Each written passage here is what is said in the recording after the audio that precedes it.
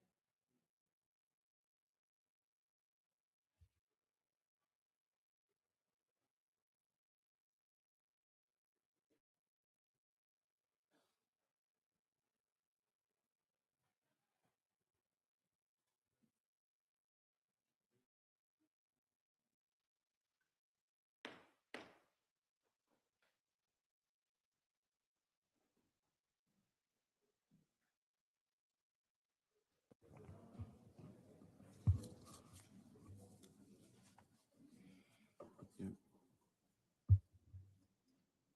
Excellencies, permanent excellencies, permanent representatives, distinguished delegates, colleagues, good morning and welcome.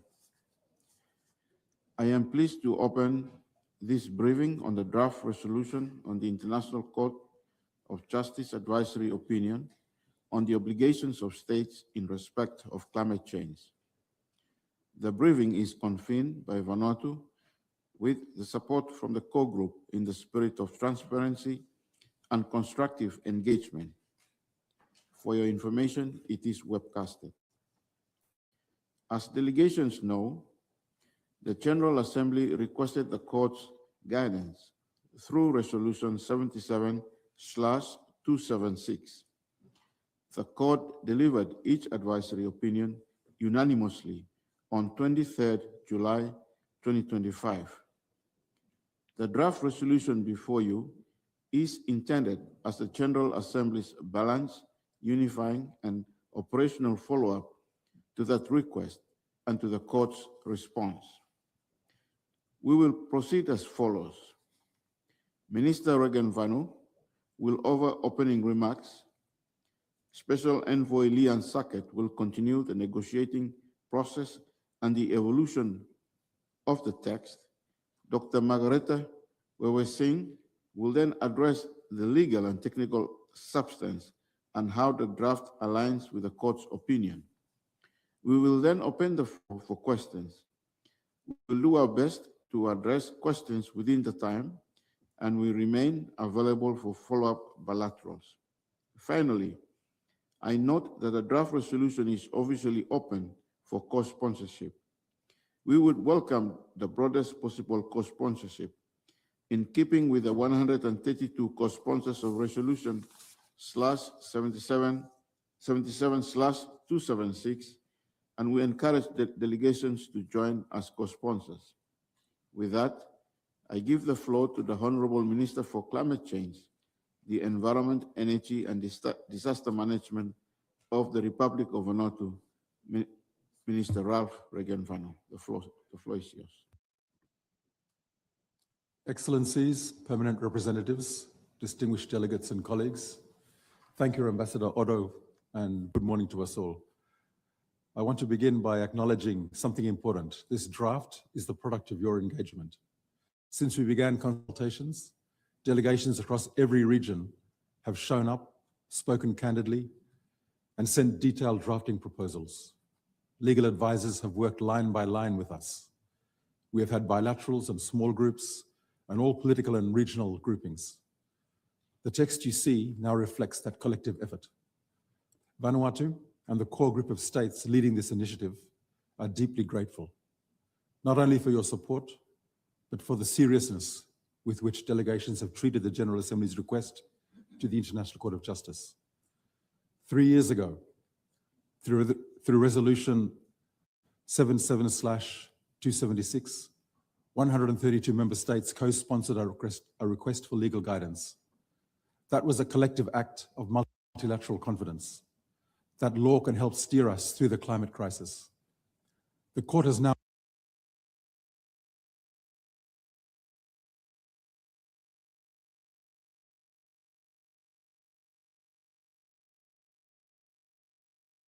something precious in the UN, a common reference point.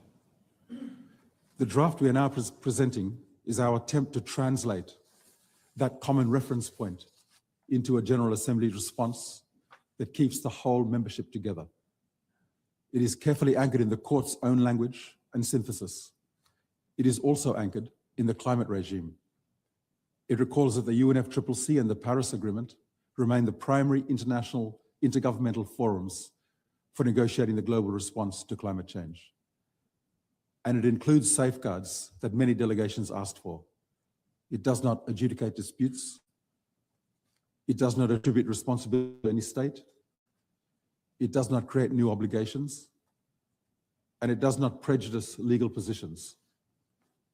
At the same time, it is not a resolution that simply files the opinion away. It calls on all states to comply with their existing obligations, as clarified by the court, and it established modest, practical follow-up through a Secretary General report within existing resources to help the membership think through implementation in a coordinated way. For Vanuatu, and for many climate vulnerable states, this is ultimately about survival. But it is also about something wider, whether multilateralism can still respond to reality with unity, whether we treat the court's guidance as an asset, and whether we keep law and cooperation at the center of climate action. Our ask today is therefore simple. We invite you to join as co-sponsors and to help us build the broadest possible support, at least matching the 132 co-sponsors of Resolution 77/276. And as we move forward, action on 20 May, we continue to work for adoption by consensus. Consensus is not just an aspiration. It is the logical result of what you have already done. You engaged, improved the text, you helped make it balanced. Now let us bring it home together. Thank you. Thank the Minister of Climate Change, Ralph Regan Vanu. I will now give the floor to Special Envoy Lian Saket, who will outline the negotiating process and the evolution of the text. Thank you, Ambassador, and good morning, colleagues. I'd like to echo the Minister's appreciation, and I've had the privilege of leading these consultations with all of you on behalf of Vanuatu and the core group. And I want to begin by recognizing that the way that delegations have engaged throughout this process, you did not simply deliver set-piece statements. You came with drafting, you came with legal advice, and you came with concrete proposals. And you stayed in the room and you worked with us together to try to find solutions for this resolution. Since the start of the consultations, we've had multiple informal sessions. I think 11, in fact, we've had paragraph by paragraph readings, focused small group meetings, and extensive bilaterals across all regional groups and negotiating groups. We received a high volume of written input, track changes, alternative formulations, and detailed legal comments from across the membership. Even delegations who do not usually intervene on climate texts engaged closely here because they recognize that this is also about the authority of the court, the integrity of the UN system, and how we translate legal clarification into multilateral cooperation. I've been struck by how many of you approach this as a genuine problem-solving exercise. The resulting draft is not just the text of any one delegation. It is shaped by the membership's engagement, and the evolution of the draft shows that where delegations asked for reassurance, we made it explicit. Where delegations asked for restraint, we built in safeguards. And let me highlight briefly what that engagement produced. First, many delegations asked for visible, disciplined alignment with the advisory opinion and for confidence that we are not selecting only the parts that we liked. In response, we tightened the text to follow the court's structure and terminology more closely, and where possible, to draw from the court's own synthesis of its conclusions. That is why the draft reads more like a careful reception of the opinion than a new negotiation. Second, many delegations across different groups stressed that this resolution must support and not duplicate the UNFCCC and Paris architecture. That concern is now addressed directly and in familiar General Assembly language. The draft recalls that the UNFCCC and the Paris Agreement remain the primary international intergovernmental forums for negotiating the global response to climate change, while also reflecting the court's clarification that other applicable rules of international law remain relevant. The intention is crystal clear: complementarity, not competition. Third, we heard strong and varied views on follow-up. Some delegations wanted immediate institutional steps. Others were concerned about mandate, duplication, and legal prejudice. We listened, and the draft now reflects a calibrated, stepwise approach, a Secretary General report within existing resources, prepared in consultation with member states, with explicit safeguards and coordination within existing UNFCCC and Paris mechanisms. The purpose is to keep the General Assembly engaged in an implementation-orientated way without prejudicing outcomes or legal positions. Across the text, you will see that many other issues raised by delegations have been handled through careful drafting choices, using agreed multilateral language where possible, reflecting equity and CBDRRC in a way the court itself framed those principles, and incorporating familiar safeguards, consultation within existing resources, and without prejudice. Where sensitivities are highest, the core group has tried to keep the text both meaningful and unifying. That has required movement from many sides, and we very much appreciate this from all of you.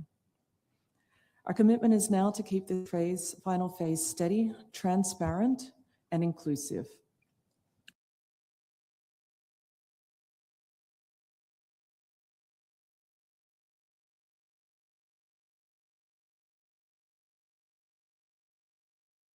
(132) co-sponsors. We hope to match or exceed that level of support with this resolution, and we continue to work towards adoption by consensus by the 20th of May. Thank you. I thank the Special Envoy Lian Saket for outlining the negotiating process.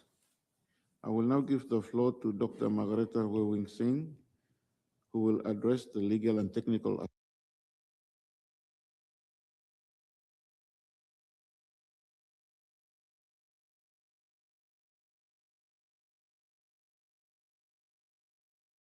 inclusive and detailed negotiation process. I now want to take a few minutes to speak to the legal and institutional why this resolution is an appropriate General Assembly response to the court, how it is calibrated to respect mandates and legal positions, and why that matters for the international rule of law. First, a word on the court's role in the UN system. The International Court of Justice is the principal judicial organ of the United Nations. When a General Assembly requests an advisory opinion, it is asking the court to clarify the law for the purposes of the Assembly's own work. Advisory opinions do not decide disputes between states. They provide authoritative legal guidance to UN organs. The strength of that system depends on a simple proposition. When the political organs ask for legal clarification, they should be prepared to receive it seriously and use it to guide cooperation.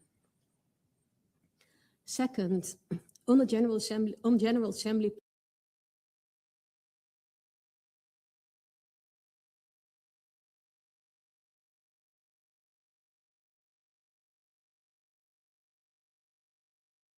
it calls attention to the obligations as clarified, and it provides a pathway for continued consideration, often with assistance from the Secretary General, who can consult widely and present options for coherent implementation.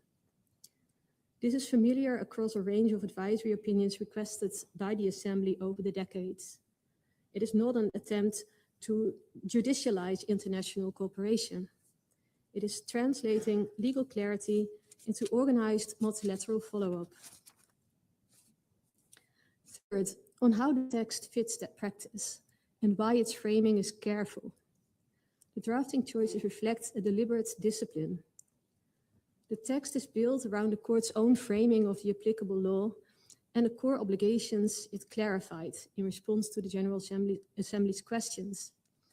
And it draws where possible on the court's own synthesis of its conclusions. That's the dispositif of the opinion. That matters because it reduces the space for arguments about selective quotation. It also means the resolution is not asking member states to endorse a new legal theory. It is asking the membership to recognize in a balanced way what the court has already clarified. At the same time, the text is attentive to institutional boundaries. It explicitly recalls that the UNFCCC and the Paris Agreement are the primary international intergovernmental forums for negotiating the global response to climate change. The exact language that the General Assembly has used consistently in its annual climate resolutions adopted by consensus. It then reflects the Court's clarification that those treaty processes do not displace other applicable rules of international law. That equilibrium is important. It reassures those who are concerned about duplicating the climate regime while remaining faithful to what the Court said about the broader legal framework. The resolution also includes safeguards that should give comfort across very different legal and political positions. It does not attribute responsibility to any state. It does not adjudicate disputes. Where it proposes follow-up, it does so through consultation within existing resources and without prejudice language. In other words, the General Assembly is not turning itself into a court. It is doing what a political organ should do, supporting compliance, cooperation, and coherence. Let me end with a brief reflection. Resolution 77-276 was co-sponsored by 132 member states, an exceptional expression of confidence in the UN's legal institutions at a time of global strain. Participation in the proceedings before the Court was unprecedented, and the Court responded unanimously. Moments like this are rare. Legal clarity delivered with unanimity on an issue that touches every state.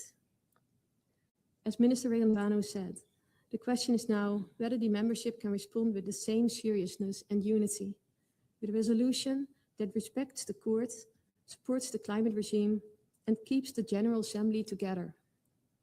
The text is designed to offer a disciplined way to do that. All delegations are warmly invited to join as co-sponsors, and we remain available for any final legal or technical clarification as we move towards action on the 20th of May. Thank you. I thank Margarethe. I will now open the floor to the membership, as well as to those who want to speak on this important follow-up resolution. Firstly, I would give the floor to Her Excellency Tania Romaldo, who will be speaking on behalf of AOC Cabo Verde. Thank you, Chair. Excellencies, colleagues, I have the honor to deliver these remarks on behalf of the Alliance of Small Island States, AOSIS. AOSIS commends Vanuatu, Honorable Minister Regenvanu and your team for your leadership of the core group and for the careful drafting of this resolution over the past 3 months. This process has been marked by genuine engagement by states. It has resulted in a resolution that honors the unanimous advisory opinion, respects the precedent set by the GA's handling of previous advisory opinions, while also considering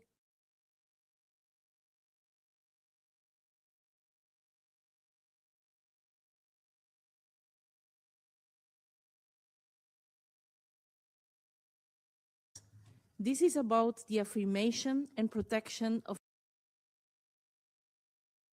our territories, sovereignty, and the fundamental rights of our populations.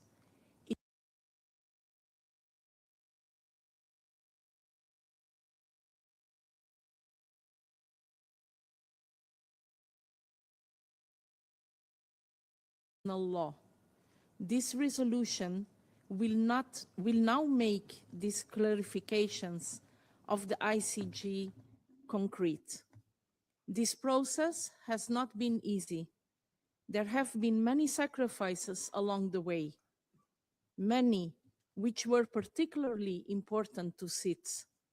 These are not easy compromises, but they reflect the reality of negotiation. We think that the result is carefully balanced text. This resolution is faithful to the Court's central findings on customary and treaty obligations in relation to climate change. It acknowledges the key role of UNFCCC and Paris Agreement while preserving the Court's clarification that climate treaties do not exclude other rules of international law. It reiterates the Court's findings in relation to sea level rise. It places those findings within the current evolution of international law with a clear affirmation by the General Assembly of the stability of maritime zones and the continuity of statehood in the face of sea level rise. Finally, it preserves a meaningful follow-up pathway for future action by the GA, including with respect to achieving climate justice, while addressing concerns about mandate duplication and overburdening the UN system. To conclude, we must say that resolution is not just important for SIDS, but for the entire international community. At a time when climate change itself and the credibility of international institutions are questioned, this resolution sends two unmistakable signals. First, that we remain committed to international law. And second, that we will act with the urgency the climate crisis demands. We assure you of the continued strong support of AOC's members and look forward to supporting this resolution as it is on May 20. We hope that others do the same. In my national capacity, I'm happy to inform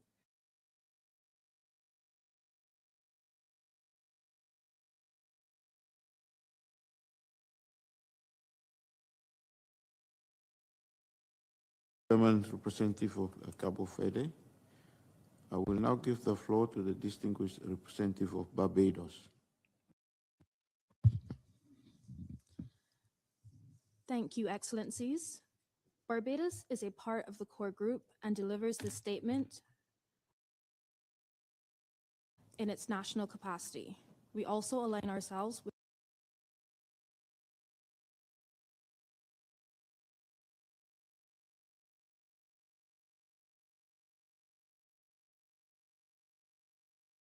states with respect to climate change.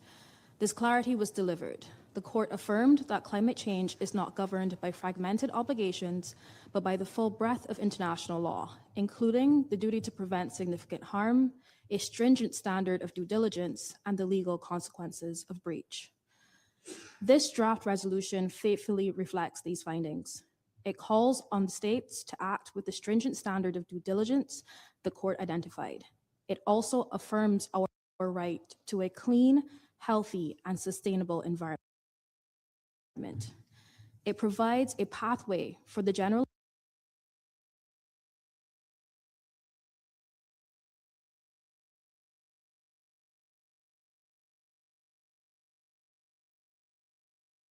of our current reality. As we sit here today, atmospheric concentrations of greenhouse gases continue to steadily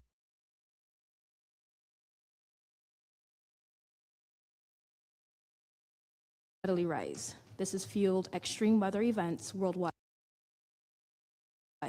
intensified heat waves, wildfires,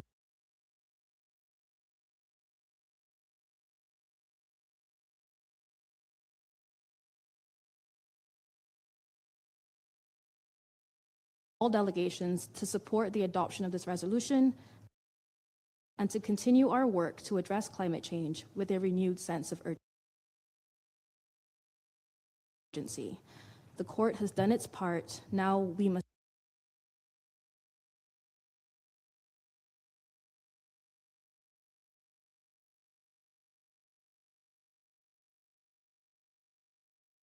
provide a comment or ask a question?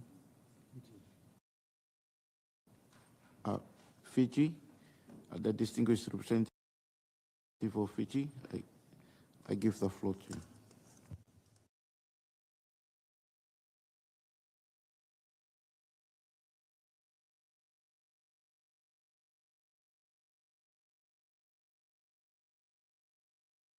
Developing states with presence here in New York. And we align our statement with that is delivered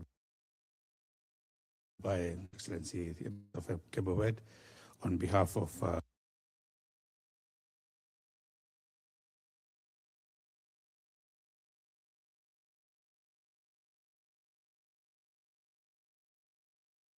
this day of May, only 19 days away from the General Assembly adoption of the resolution. So thank you so much for availing yourself and to be with us at this time.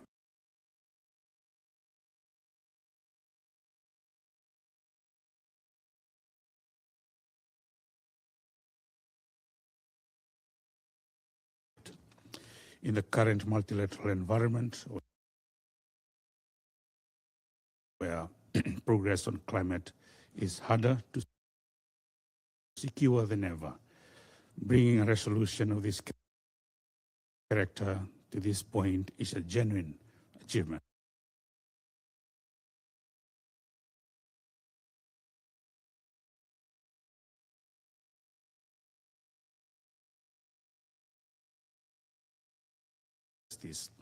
It carries the court's findings forward faithfully, as you have actually provided that particular briefing.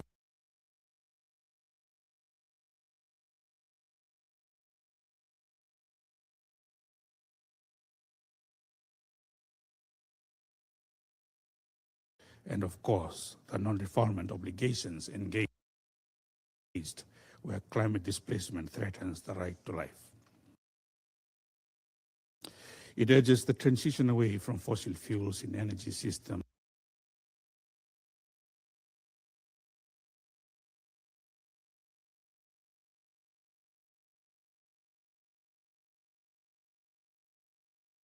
indigenous peoples and local communities, and those in vulnerable situations in climate decision making.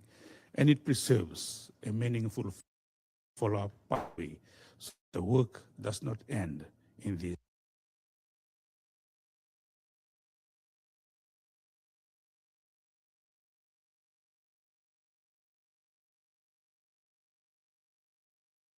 Across our islands and our ocean, communities are living with the consequences of crises they did not cause. This resolution, therefore, affirms in the language of international law that those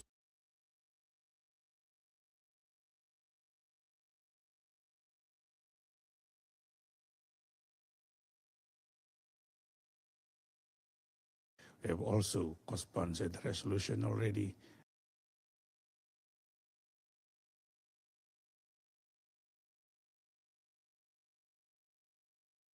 And we're also looking forward to the wider community of support, as you have indicated. Nabalebo.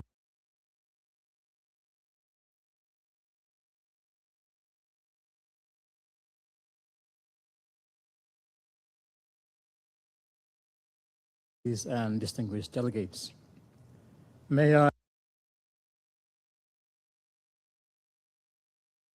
I begin by extending Papua New Guinea's warm welcome to our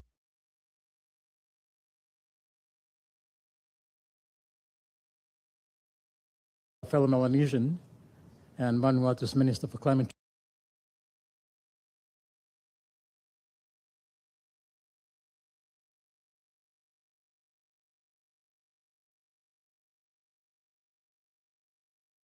Let me associate my delegation with the respective statements made by my distinguished ambassadorial colleague from Cabo Verde,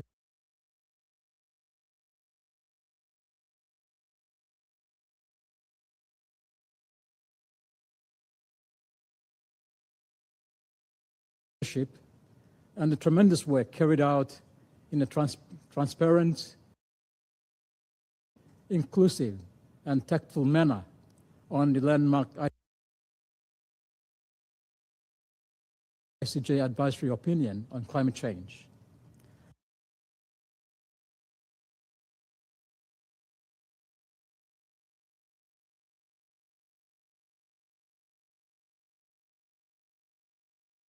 Welcome with very strong interest Honorable Minister Raganvanu's resounding message this morning on the draft resolution before us, as it resonates very well with my delegation in the context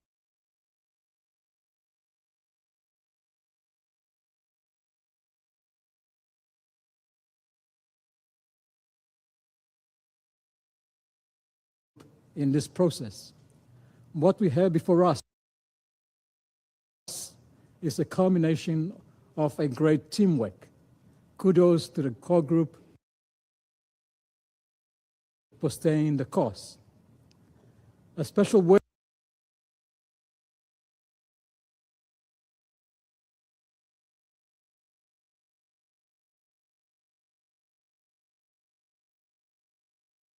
operational equity and leadership on the climate agenda, which must be further encouraged.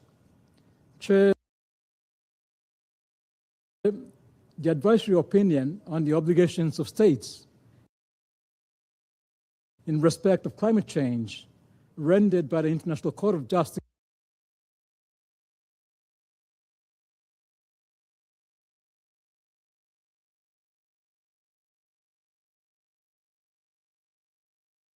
crisis. This General Assembly resolution, which seeks to translate the court's findings into enhanced multilateral cooperation and accelerated climate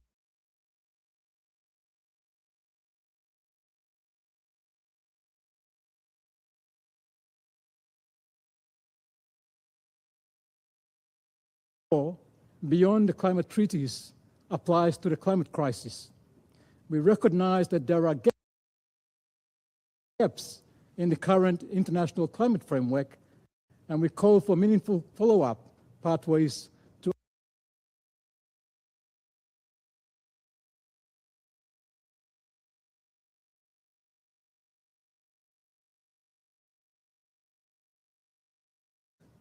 in closing, for us, the overwhelming importance of this issue necessitated my delegation to be the second co-sponsor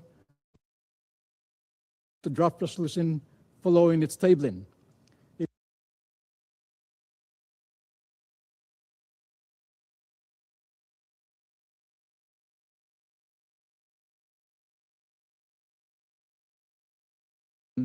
And that of our ecosystem now and for future generations. I thank you, Chair. I thank the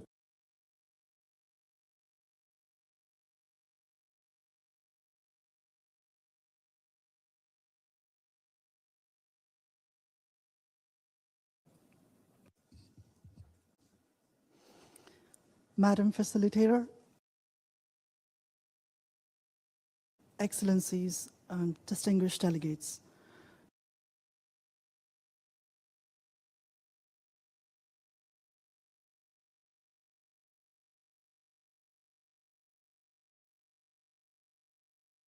Of the International Court of Justice on the obligations of states in respect of climate change. What has brought us here today is more than the negotiation of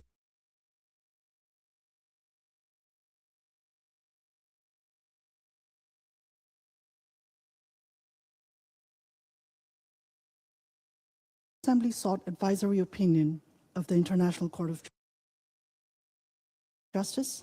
It did so with a purpose to seek clarity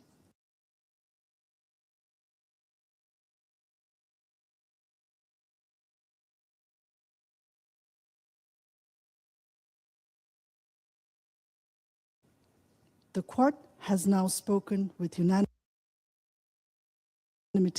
and with remarkable clarity. In doing so, it has illuminated an important truth.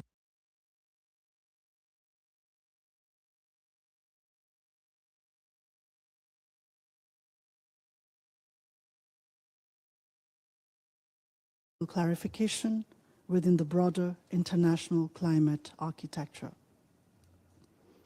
This coherence is important. For mountain countries like Nepal, where climate impacts are accelerating,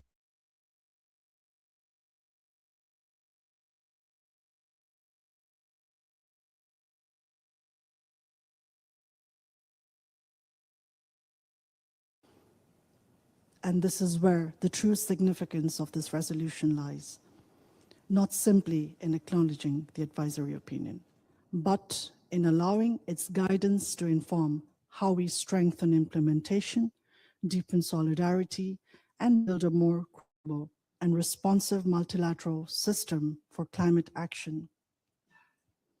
Nepal therefore expresses its support and welcomes the UNGA resolution on the advisory opinion of the International Court of Justice on the obligation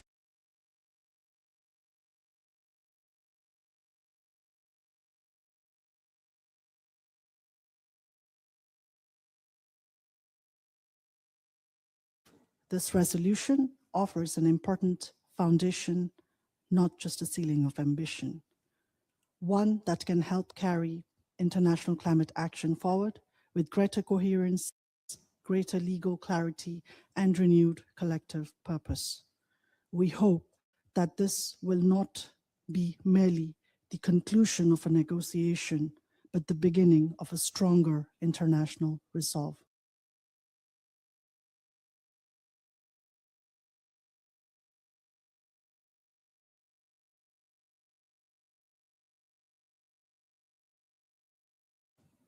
Any other delegates? I recognize the distinguished representative of Philippines. I give the floor to Philippines.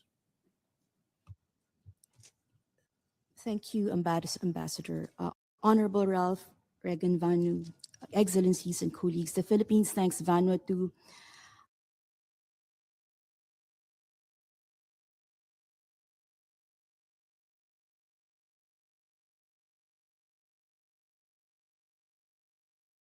resolution to this balanced outcome that we see as the final text.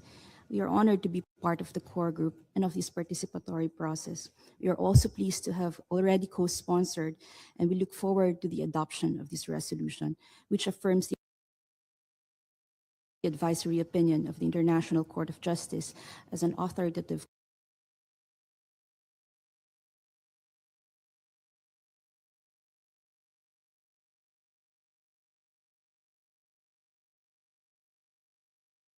delegations expressed concerns regarding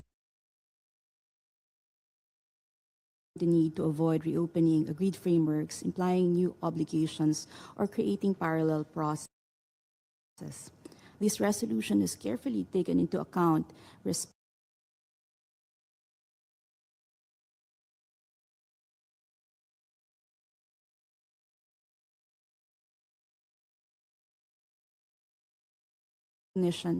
on the continuity of statehood.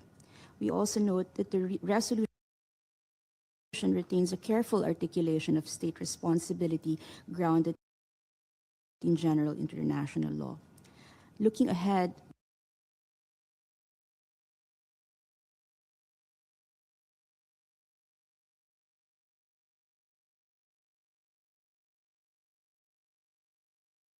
time and climate vulnerable nation, we had aspirations, more aspirations for climate justice, but we understand this to be the balanced outcome of this process. So we support the adoption of this resolution.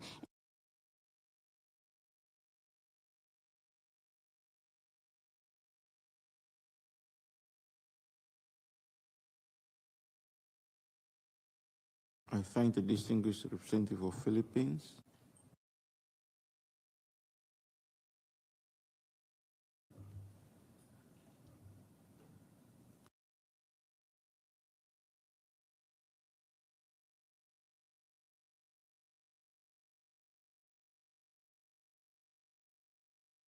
Any other states wishing to?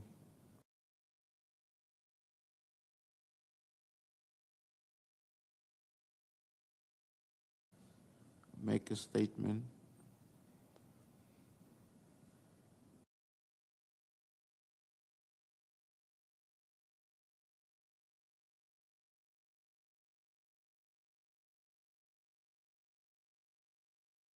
Has gone throughout the process of this engagement.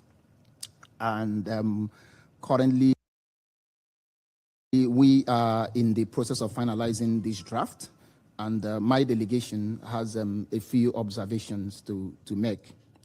We first wish to place on record our significant concerns regarding the unbalanced nature of the current text, which in our view does not fully reflect the equity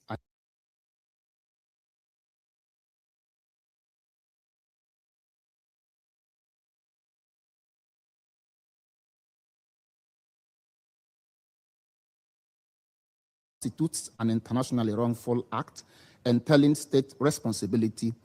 The operative language in OP3 remains remarkably weak on the means of implementation. For Africa, a continent that contributes less than 4% of global emissions, yet suffers the most acute civilization challenge, the text fails to provide a robust compliance-driven framework for climate finance. We note further with concern that the resolution remains tentative on the actualization of full reparation and the transfer of resources necessary to mitigate the injury already sustained by developing countries, including Nigeria and Africa.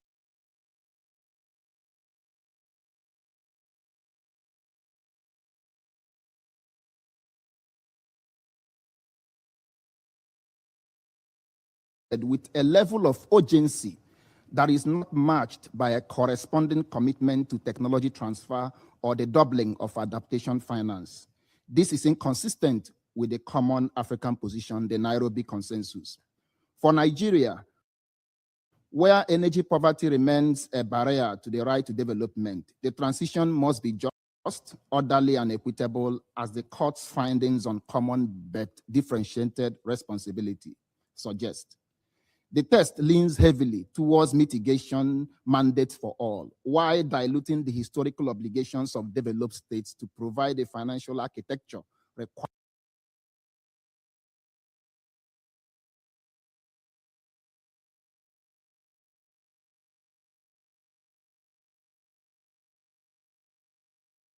inequalities, and Nigeria will continue to object to any such idea or representation. We reiterate that any follow-up to the advisory opinion must prioritize the development right to energy security and a clear legally linked mechanism for climate finance that goes beyond voluntary pledge.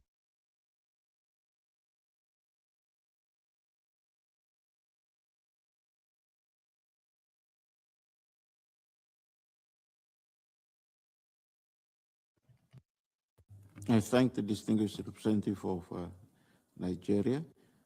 I will now give the floor to the distinguished representative of the European Union.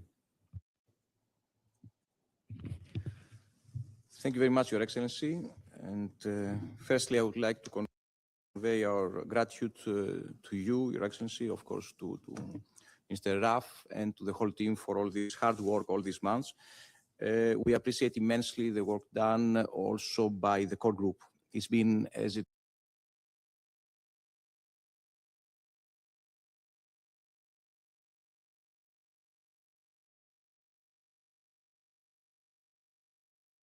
and we are convinced that this is thanks to your own leadership. The UN's member states have been guiding this process by two principles. The one is the full respect for the role and function of the ICJ, and the specific function of advisory opinions. And I will not get tired repeating that although advisory opinions are non-binding in nature, they can nonetheless encourage the international community to pursue further ambitious and effective action in several fields. This particular advisory opinion before us concerns a matter of utmost importance and provided important clarifications on the scope of obligations of states in relation to climate change caused by anthropogenic greenhouse gas emissions. The second principled position that guided our interventions throughout these months has been the respect, support, and non-duplication of the work of existing functioning climate change mechanisms. The EU and its member states have been at the forefront of efforts to address the effects of climate change, and we will continue to do so.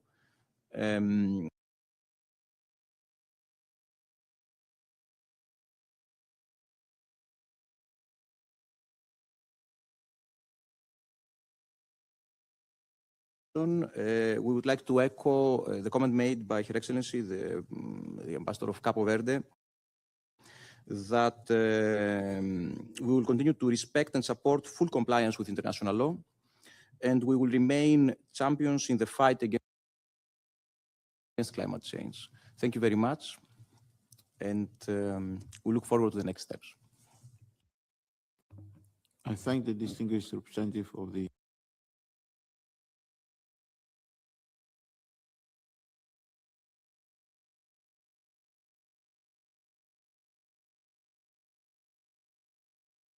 and find common grounds for this important resolution.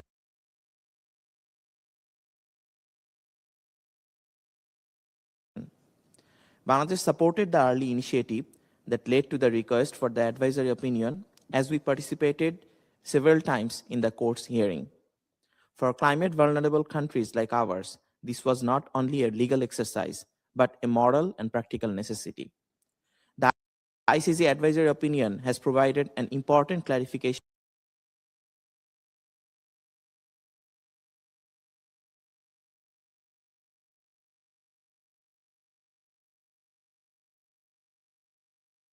sea level rise, climate-induced displacement and migration,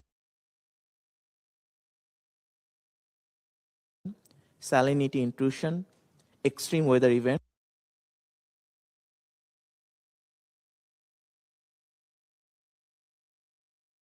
and serious socio-economic impacts on our people.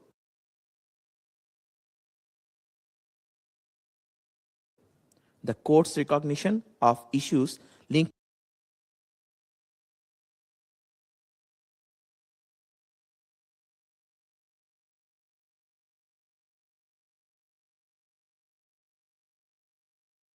and act with the urgency that this existential challenge demands. I thank you. I thank the distinguished representative of Bangladesh.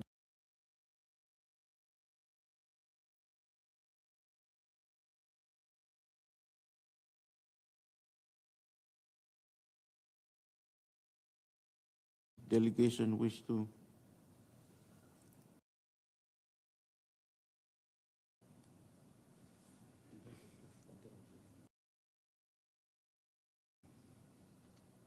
okay. I see none.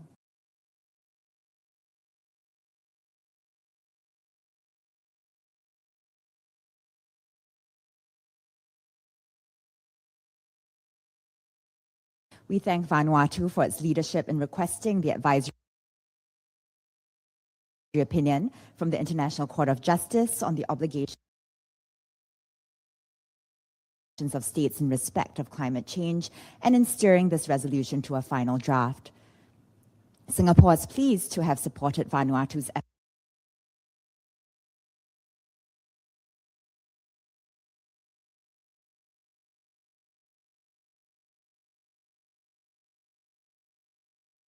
Assembly's response to it. This is a substantial contribution to the articulation of international law on climate change and a reminder that small states play a vital role in shaping the law on issues that most directly affect them. The final draft reflects the court's key findings on customary and treaty law obligations in relation to climate change. It recognizes the UNFCCC and the Paris Agreement as the primary international intergovernmental forums for negotiating the global response to climate change, while incorporating the court's clarification that the principle of lex specialis does not result in the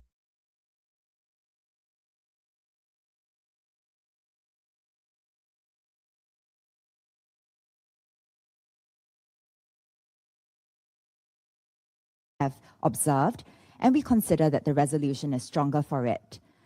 We trust that the broad support shown throughout this process will be reflected when the resolution is put to action. As a small, low-lying island state, Singapore is acutely aware of what is at stake. Climate change remains one of the most pressing challenges facing not only small island developing states, but the international community as a whole. The court has clarified the law, and we hope that the General Assembly will now respond with the urgency and resolve that the climate crisis demands. I thank you. I thank the distinguished representative of Singapore.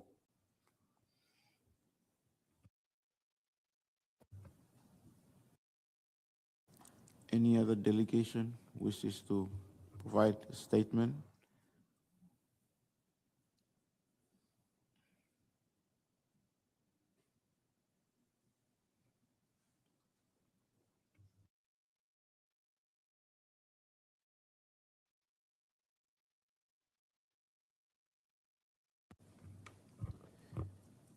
I will give you another minute.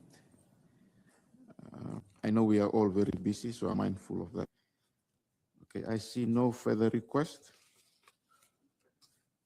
Excellencies, colleagues, thank you for the constructive exchange. As we move toward action on 20 May, the core group encourages delegations to join the draft as co-sponsors and to continue engagement in a constructive spirit with a view to adoption by consensus.